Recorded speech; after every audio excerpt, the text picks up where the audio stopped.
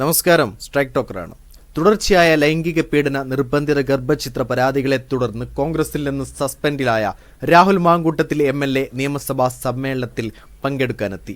അന്തരിച്ച മുതിർന്ന നേതാക്കൾക്ക് ചരമാചാരം അർപ്പിക്കുന്നതിനിടെയാണ് രാഹുൽ സഭയിലെത്തിയത്.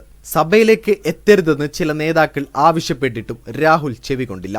പ്രത്യേക ബ്ലോക്കിലായിരിക്കും രാഹുൽ ഇരിക്കുക. പാർലമെന്ററി പാർട്ടിയിൽ നിന്ന് അദ്ദേഹത്തെ സസ്പെൻഡ് ചെയ്തതായും പ്രതിപക്ഷ ബ്ലോക്കിൽ നിന്ന് മാറ്റിയിരുത്തണമെന്നും കാട്ടി പ്രതിപക്ഷ നേതാവ് സ്പീക്കർക്ക് കത്ത് നൽകിയിരുന്നു.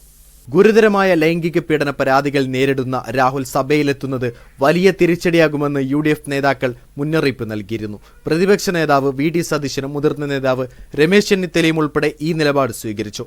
എന്നാൽ രാഹുൽ സഭയിൽ വരുന്നതിനെ അനുകൂലിച്ചാണ് KPCC പ്രസിഡന്റ് സണ്ണി ജോസഫും UDF കൺവീനർ അടൂർ പ്രകാശും നിലപാടെടുത്തത്.